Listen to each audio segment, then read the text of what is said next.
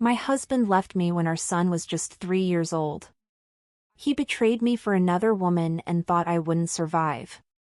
But he underestimated the strength of a single mother. My name is Jessica Miller, I'm 30 years old, and this is the story of how my entire life fell apart and how I found the strength to rebuild it, piece by piece, for myself and for my little boy, Ethan. When I married David, I believed we were building something lasting. We had a small home outside of San Antonio, nothing fancy, but it was ours. We bought mismatched furniture off Craigslist, painted the nursery walls ourselves, and laughed through late-night takeout when money was tight. We were young, imperfect, but I thought we had love, and for me, that was enough. Our son Ethan was born when I was 27. Those first years were exhausting but magical. I still remember cradling him in the hospital, David leaning over with tears in his eyes, whispering, "We're a family now." In that moment, I trusted him with my life. But life after a baby is messy. Sleepless nights, financial strain, the endless cycle of diapers and bottles. I gave up my full-time job to care for Ethan because daycare costs were higher than my paycheck. I started waitressing part-time at a diner, bringing home tips and sore feet. David worked construction, leaving before dawn and coming home late, shoulders sagging with exhaustion. At first, I thought we were just in survival mode, like most new parents. But slowly, things changed. The kisses at the door grew fewer. The conversations at dinner turned into silence. He started staying late at work, coming home showered and smelling like cologne he never wore for me anymore. When I asked, he brushed me off, "Jess, I'm just tired." Stop nagging. I wanted to believe him. I told myself every marriage goes through rough patches. I clung to hope because admitting the truth felt unbearable. The truth came crashing down on a Tuesday afternoon. I was folding laundry in the living room, Ethan playing with his toy trucks, when my phone buzzed. It was a friend from church, someone kind but not prone to gossip. Her voice was shaky. "Jessica. I don't know how to say this. But I saw David. He wasn't alone. He was with a woman, holding her hand, kissing her like." She trailed off. "Like what?" "Like I didn't exist anymore." I wanted to scream that she was wrong. That she must have seen someone else. But deep down, in that quiet place we don't like to face, I already knew. That night, I confronted him. He came home late, tossing his keys on the counter, acting like nothing was wrong. My heart was racing, but I forced the words out, "Who is she?" At first, he laughed. "What are you talking about?" Then he got angry, his face hard. "You don't get it, Jess. I'm not happy anymore. I need more than this, more than you." Those words cut through me like glass. More than you. I replayed them in my head for weeks after, over and over. By the end of the week, he was gone. He packed a bag, kissed Ethan's forehead without looking me in the eye, and walked out. No apologies. No explanations. Just the slam of the door and the sound of Ethan stirring in his crib. I collapsed in the kitchen that night, the house too quiet, my body shaking with sobs. I felt hollow, like the air had been sucked from the room. How was I supposed to raise a child alone when I could barely hold myself together? The woman he left me for was younger, flashier. She plastered their smiling pictures all over social media, date nights, vacations, new clothes. Every post was like another twist of the knife. Meanwhile, I was clipping coupons, counting pennies, and wondering how I'd make rent. Ethan was too little to understand. "When's Daddy coming home?" he asked one night, clutching his teddy bear. I forced a smile through tears and whispered, "Daddy loves you, sweetheart. But for now, it's just you and me." Those words nearly broke me, but they also planted a seed. Just you and me. Maybe that was enough. Maybe it had to be. Still, the weeks after he left were brutal. I dragged myself out of bed to make Ethan breakfast even when I hadn't slept. I worked long shifts at the diner, pretending to smile for customers while my heart felt like it was caving in. Some nights, I skipped dinner so Ethan could eat. Other nights, I cried silently, praying he wouldn't hear. Everywhere I looked, reminders of him lingered. His old boots by the door. His flannel shirt in the closet. The dent on his side of the mattress where he used to sleep. I wanted to erase him, but I couldn't. And yet, despite everything, Ethan kept me going. His little laugh, the way he ran to me after preschool, his arms around my neck whispering, "I love you, Mommy." Those moments were like oxygen. I lived for them.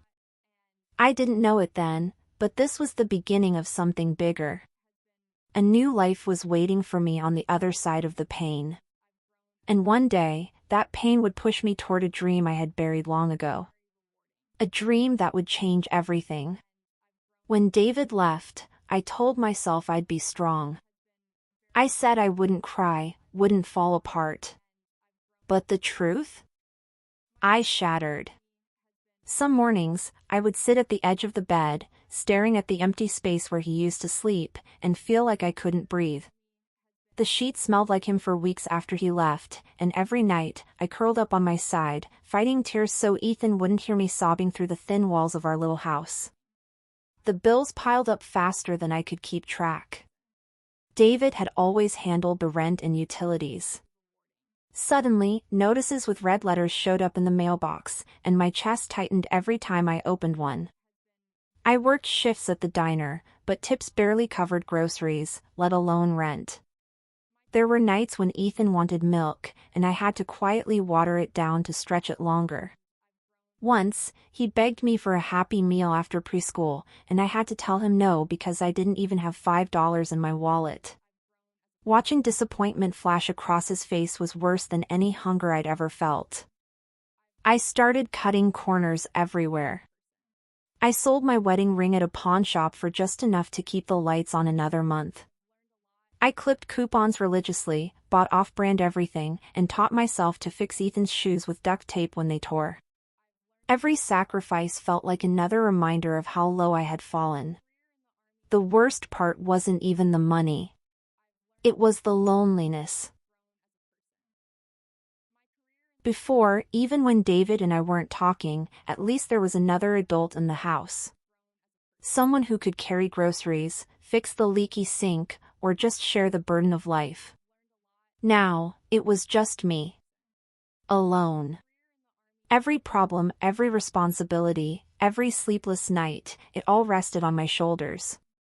Sometimes, after Ethan fell asleep, I sat in the bathroom with the shower running, so he wouldn't hear me cry. I'd press my hands against my face and whisper, "I can't do this. I can't do this." Friends tried to help. My mother called often, but she lived 2 states away and couldn't babysit or pay my bills. A couple from church dropped off casseroles, and I was grateful, but their pity burned almost as much as hunger. David, meanwhile, lived like nothing had happened. Photos of him and his new girlfriend popped up online, weekend getaways, expensive dinners, smiling selfies. She wore jewelry I could never afford. She posted captions about new beginnings and real love, as if I were the villain in her happily ever after. And then, as if to twist the knife deeper, David stopped calling Ethan regularly. At first, he promised weekend visits, but excuses piled up. "I'm busy with work." The car broke down. "Next week, buddy." Sometimes, he wouldn't show up at all.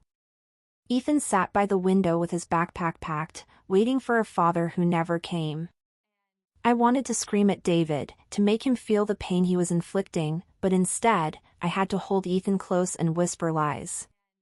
"Daddy still loves you. He's just busy." Those moments broke me the most. Watching my son learn, far too young, what disappointment feels like. One night, after Ethan was finally asleep, I stood in the kitchen staring at a stack of unpaid bills. The refrigerator hummed, the clock ticked, and I thought, maybe everyone would be better off without me. The thought terrified me. But it was there, lurking in the darkest corners of my mind. I grabbed Ethan's baby blanket from the laundry basket and held it tight. The smell of baby powder still clung to it. And in that quiet kitchen, I made a choice. I wasn't going to give up. Not for myself, but for him. That decision didn't make life easier overnight. The next weeks were still grueling. I juggled shifts at the diner, borrowed money from my mom when I had no choice, and slept barely 3 hours some nights. I lived off coffee and hope. But something inside me began to change. The more David failed Ethan, the more determined I became to never let him feel abandoned again. If his father wasn't going to show up, then I would show up twice as strong. If life was going to knock me down, then I'd stand up taller. Still, determination wasn't enough to pay the bills. When the landlord slipped a late notice under my door, my hands shook. I thought we were going to lose our home. But then I remembered something, a dream I had almost forgotten. Before I met David, before I became a mother, I had wanted to join the U.S. Army.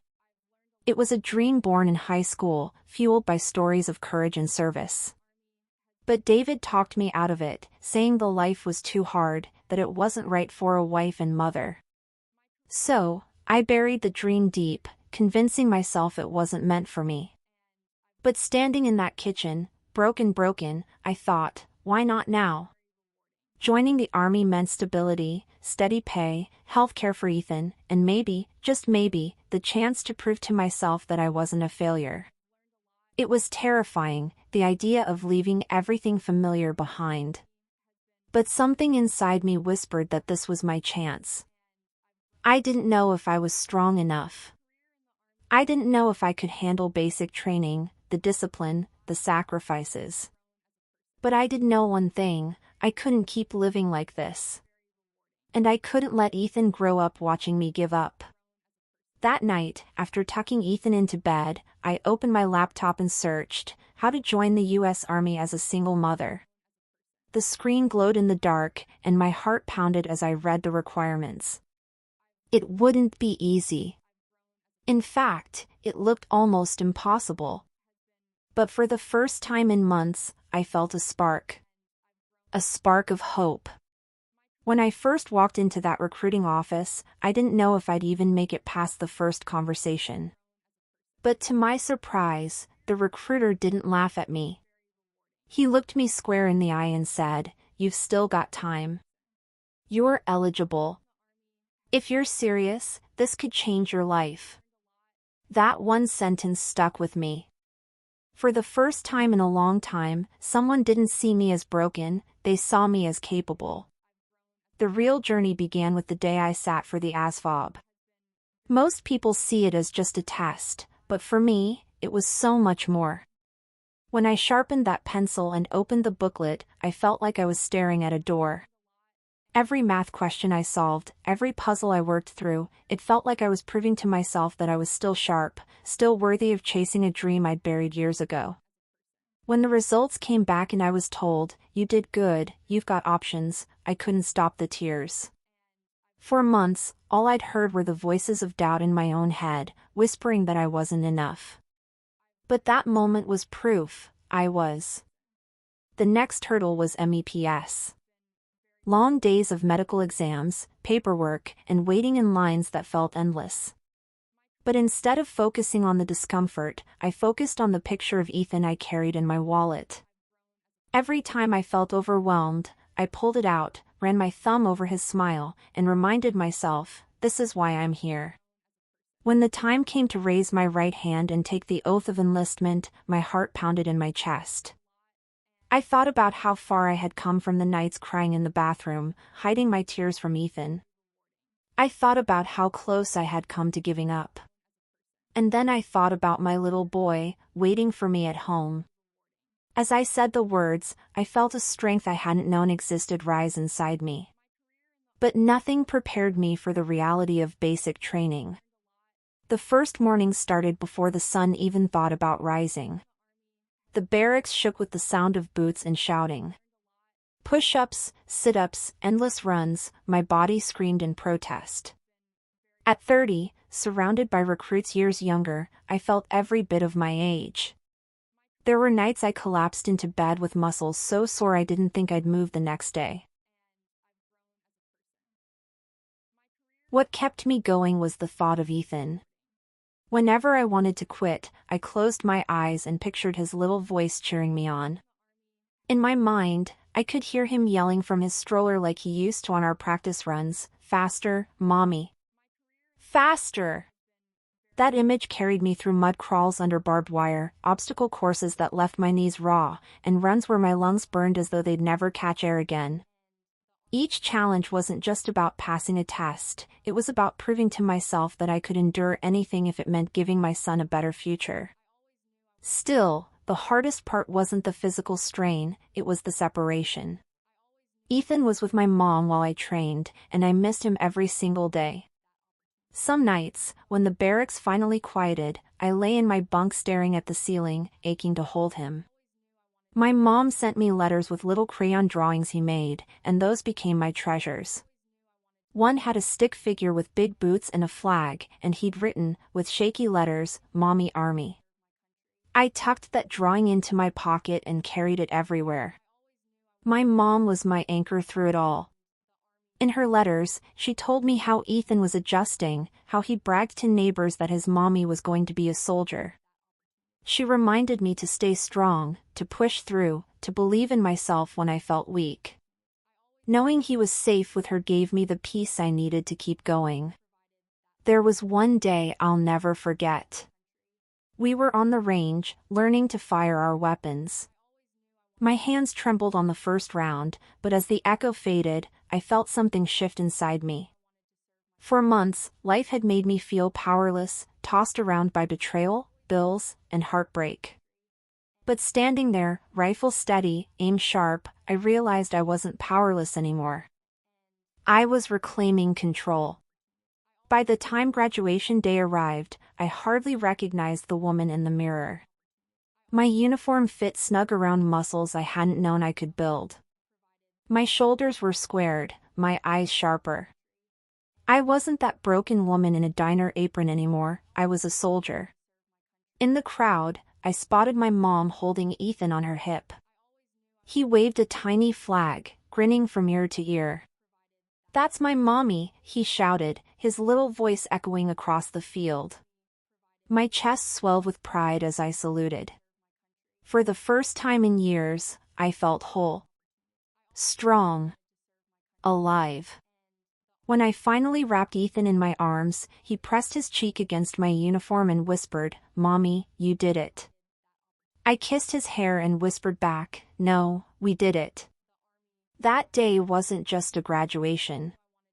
It was the beginning of a new life, for both of us.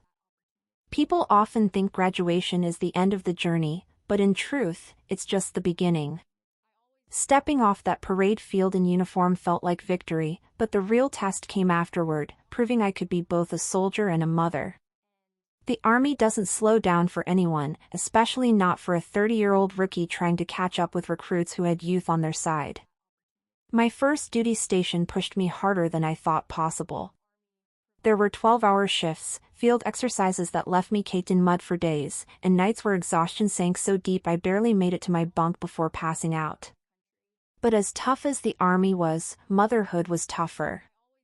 Every time I kissed Ethan goodbye to leave for duty, guilt gnawed at me.